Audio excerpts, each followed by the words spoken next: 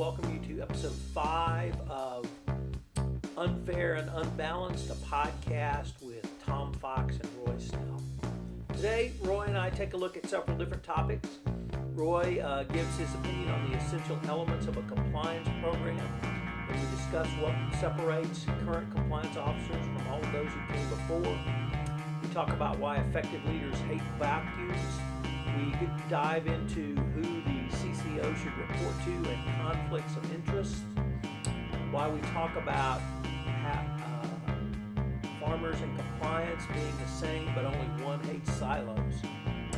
We believe that compliance programs are contagions, and that's a good thing, and how you should let others not only help you, but do the work for you. The episode comes in at just over 24 minutes.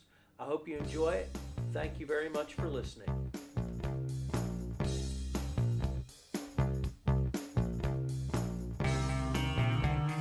Hello everyone, this is Tom Fox. I'd like to welcome you to this episode of Unfair and Unbalanced, a podcast with Roy Snell and Tom Fox. Today finds us on location at the SCCE Utilities and Energy Conference in Houston, Texas.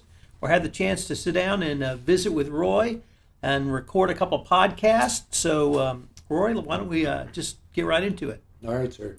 Roy, I heard a presentation you made earlier where you listed out what you call generally accepted compliance principles, although then you amended it to Roy Snell's generally accepted compliance principles. Yes. And I found a really interesting formulation, and you had a very kind of sharp dividing line that I thought was really useful for not only compliance practitioners, but for senior managers, executives, and board of directors to understand the role of compliance now as opposed to what compliance did 20 years ago and led to some of the financial failures of the 90s and aughts. So why don't you tell us about that? Well, there's really, I basically try and describe an entire compliance program on a single page, and I have a flow.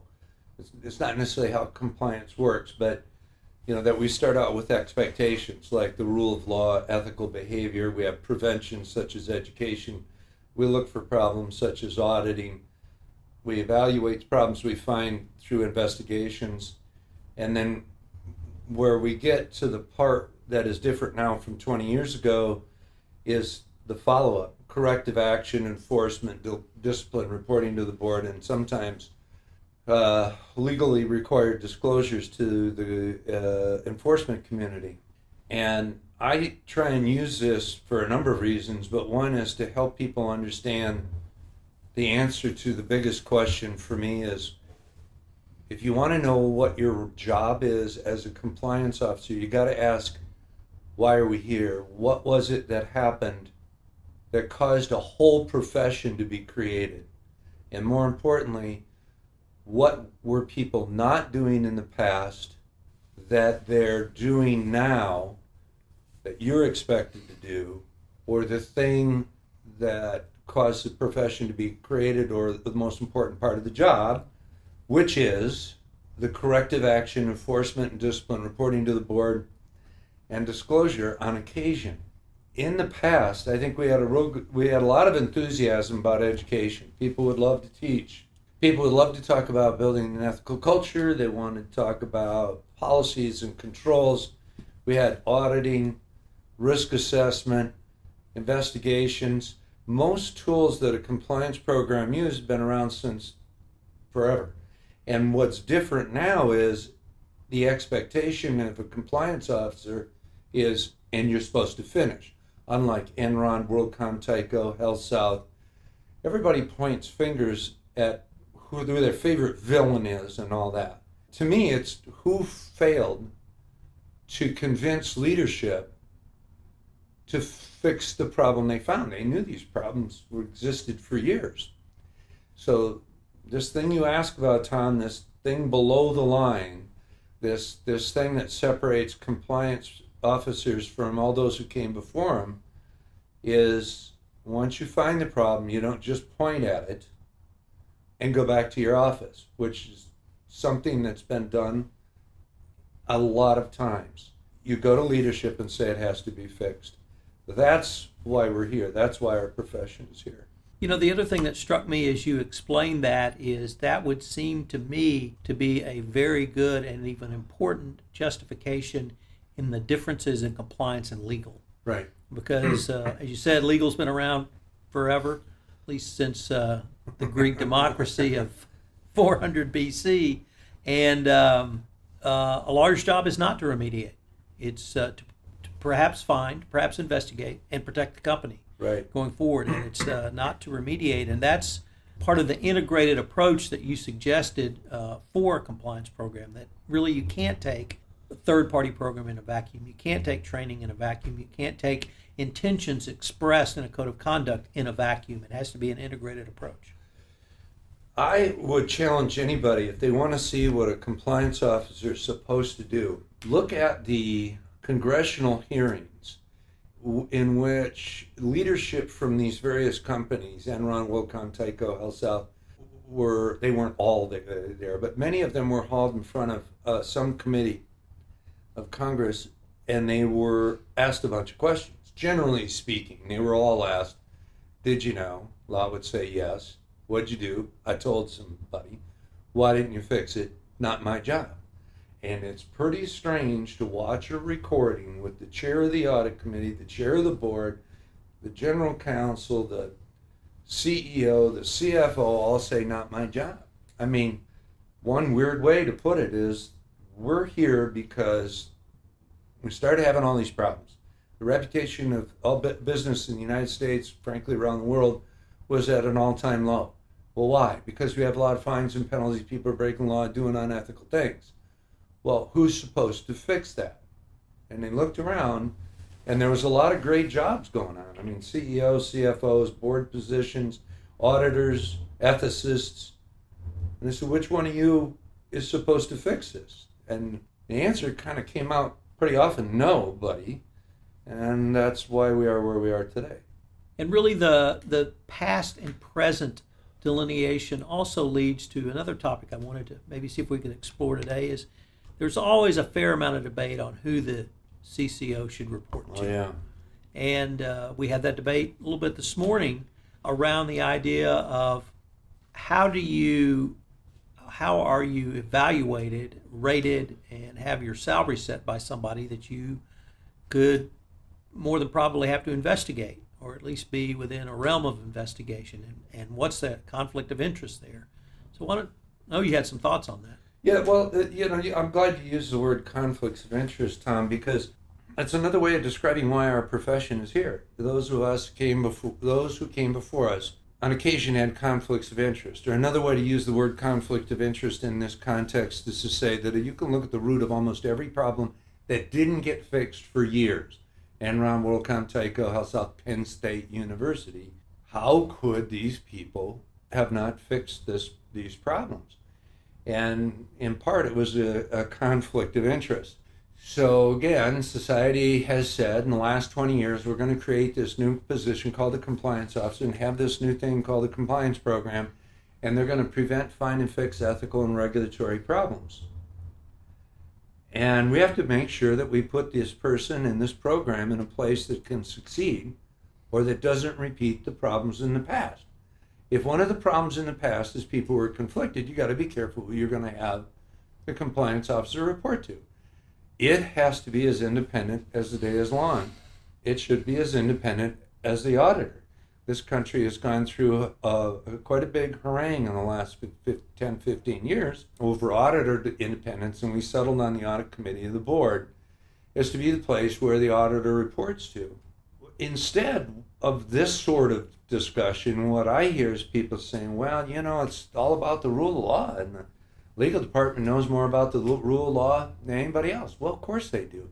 But it's not all about the rule of law. It's all about preventing, finding, and fixing problems. And if you think compliance programs are all about the rule of law, then you're probably going to run them the way you ran things 20 years ago, and it isn't going to work. Look at it this way. What I wish people would discuss isn't how much compliance is about the rule of law or audit, and it should report there, or ethics, and it should report there, is that it needs independence, and to discuss independence of the compliance officer, you have to discuss at least three things every time you have this discussion. And I find sometimes people who wanted to report to the legal department refuse to discuss these three things. And one is, who should do the annual review? And actually, people have no problem saying, well, the general counsel or someone in the legal department could do that. But they're not thinking of the next two questions. One is, well, what if there's a hotline complaint about a problem that occurred 3 years prior that involved a legal decision made by someone in the legal department? And when I put this what if to people who want to have the compliance officer report to the general counsel, say, well, then we build a wall. Well, you can build all the walls you want. You can put the general counsel in Bolivia and the compliance officer in the Antarctic or something and do this investigation, but at the end of the year, the general counsel or somebody who reports to him has to do the compliance officer's performance evaluation. You simply can't investigate people who your performance evaluation is going to be done by. It's as inconsistent a concept as you could find in terms of trying to create independence. That's why the auditor ended up not under the CFO, not under the CEO, but with essentially a direct reporting relationship to the audit committee of the board. And the last thing that you should think about every time you discuss this is, every once in a while, the general counsel or their department has to circle the wagons and defend the company. And that means we have a beautiful legal system. Somebody defends, looks at all the good news, and kind of doesn't think much about the bad news. The prosecutor looks at the bad news and doesn't really think much about the good news. And then judge, jury, or mediator, or maybe a settlement occurs, where people sort out who's got the best point. It's a beautiful system. It's better than any in the world. But a compliance officer is supposed to be the individual who brings leadership all the information, the good news, the bad news, maybe an outside legal opinion from an independent source who's done the same sort of thing about 10 times and says, here's the good news, here's the bad news. We have to fix something or we don't. If we have to fix it, here's why. And if you're in the middle of defending the company from prosecution, it's difficult to support the gathering and the presentation of every single last piece of information. It's just counter to the process. And that may not be the best argument I've ever made for being self-aware of when you have to circle the wagons. But suffice it to say, a compliance officer has to be independent. It's a must. It's a fundamental principle. And that means that they can't be reporting to the defense or the prosecution. It makes no sense. They have to report to someone who is not been assigned the task of taking a biased perspective. So with the other thing that sort of intrigued me was how your formulation really broke down the silos we see in many corporations. Right. An internal audit silo, an HR silo, certainly a compliance silo, a legal silo. You could even expand it out to trade compliance silo. If a company had money laundering issues, they might be siloed. And there's really certainly no cross-fertilization, but there's not even a cross-planting of soil. Yeah. If we go back to your horticulture days. But the siloed nature of corporations seems to me to be one of the most ineffective ways to have a compliance program. I'm going to regret this, but I'm going to follow up on your horticulture comment. To grow plants, a farmer has to have several things. Sun, water, fertilizer, soil, and one not commonly known is aeration in the soil. Good farmers do a good job of making sure that soil has a lot of air pockets for plants to grow in. Now, some of it they can't affect, like the climate, but they can affect everything else. There's tractors and there's soil and there's air and water and fertilizer. Those things don't make or break they're all critical, but they don't make or break the deal. The farmer who coordinates all those pieces to the best of their ability makes a successful farming season or not. I'm going to say it's the same thing as a compliance officer. There's audit and education, investigation, there's the hotline, ethical training, these sorts of things.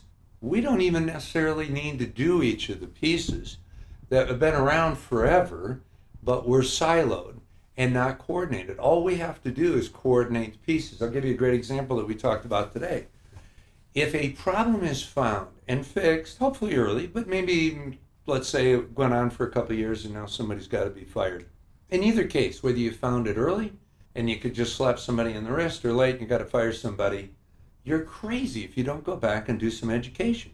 Or if you don't go back and put in a control that'll help prevent that problem from happening real time at the source of the creation of the problem. And that's kind of what happened in the past. Audit would go audit and say, I saw it. I saw that problem over there, and I'm telling you there's a problem over there. And somebody might go over and investigate and say, well, I've investigated, I've looked at case law, that's a real problem. And they point back to the problem and say, that's a horrible problem. And the ethicist might come by and say, the guy who did it is a terribly bad guy. And they point their finger at the bad guy. Or the people pointed to problem, they pointed to the process, they pointed to bad guy. I call them the Pointer Sisters. Everybody's pointing in the past. Well, really, the thing that was missing is someone to come in, like we talked about earlier, and clean it up. So, you could hire a compliance officer and not necessarily hire a couple hundred people, and they could still be pretty successful if they just go around to all these silos and make sure there was some communication back and forth between the discovery of a problem and education, the discovery of a problem and the implementation of controls to prevent the problem from happening again. That's another thing. In the past, when we found a problem and investigated it, there was as much effort to keep it quiet and on a need-to-know basis as possible. And that's Right. It's still important. I know you know this way better than I. Don't be running up down the hall with your hair on fire. But you're a fool, and I don't use that word often. It's also not a good thing to ever start a sentence where there's a special place in hell. I learned that a long time ago from somebody I know who tried it. I made a note never to start a sentence that way. I probably shouldn't be saying a fool, but Did you pass that along to Madeline Alter? I actually remembered that I learned that years ago after Madeline. And I got to tell you, there's another deal. Is she innocent until proven guilty? I heard an explanation from her about that. We're also quick to jump on people. She said a sentence she said for 25 years. Probably shouldn't be said, but said it for 25 years without one word. She laced it into a context she didn't intend to lace it into. Right. And got, in a way, justifiably beat up but good people can make mistakes, and before we prosecute them, we probably ought to assume they're innocent until proven guilty. Maybe listen. I don't. Well, except that my 19-year-old daughter told me on the phone, I'm not going to hell. So it really offended a constituency of people. Yeah, it's. I tweeted out the other day, by the way, that my advice, my elderly advice now to these people running for office, is you should use their quiet voice. I'm not the one to ask for rational, calm behavior, right? But I certainly do appreciate it when I see it. But get back to this discussion about silos. I've often referred to our job as a compliance program and a compliance officer as the glue in the middle. And it's not a professional description that you're going to be able to use in meetings at work, unless you're a creative individual. But all the pieces of a compliance program have been around forever. What's the difference? It's the orchestration is what you're talking about, Tom. And what you're talking about, Tom, is it's the preventing the pieces from being siloed and working them all together. Let me see if I can go at it in a different way, because I've really been thinking about this for several months, and we explored this a little bit on a previous podcast, but I think the chief compliance officer has become, if not one of the most important officers at the C-suite for those reasons. And those reasons are that only the compliance professional either has to bring together all of the disparate disciplines within a company to do compliance, or they have pushed compliance down into the DNA of the company so much that every one of those disciplines is doing compliance, overseen by a compliance professional, and there's not one person the CEO can go to and get information across those disciplines.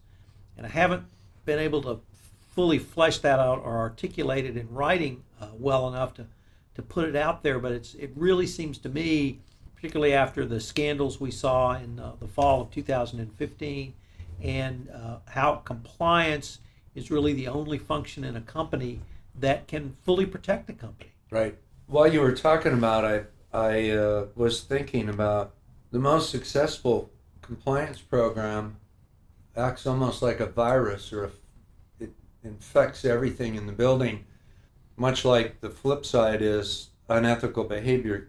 Behavior can be considered a virus. If the folks at the top lie, cheat, and steal, people down the trenches are going to lie, cheat, and steal, and a bad culture spreads like a virus. Right. A good culture is spread like a virus, and a compliance program can either be run by some compliance officer demanding to get all the employees that they can get, and they wall them off and put them in a room and audit and monitor and educate and all that, or you could be one of those compliance officers who doesn't get a very big budget. Rather than whine and cry about it, you go to every stinking department in the building and say, let's sit down and figure out how you can do some of this. I got a phone call. I told this story earlier today in the presentation. I got a phone call from somebody who, I have a lot of people who have read some of the stuff I've written, and they kind of know me before they call, and they expect me to have a certain perspective. And usually that perspective is safe to say is I have pretty much anybody in the profession's back, because I advocate for the profession so much, so strongly and passionately and over the top and all these things. And she called up and said, the guys in audit and maybe HR were trying to take over some of her compliance stuff, and there's going to be a board meeting tomorrow, or a meeting, compliance committee, and I got to have some ammunition, right? I got to have what you got. I got to tell them to stay out of my business. And she had skipped over the part to even ask my opinion. She just assumed I thought that them taking some of compliance was a bad idea, and I said, I got a problem. I don't have a problem with this.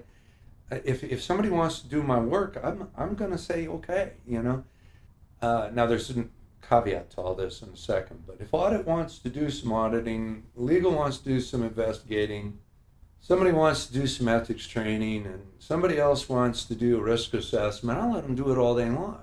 By the way, just before I saw you, I saw a study by KPMG which said that the leadership thinks that the internal auditor is more helpful. I hope I read this right. This is dangerous using data you just read over your phone in a lobby, but it seemed to indicate leadership likes internal audit's role as in risk, in lowering risk, assessing risk, whatever.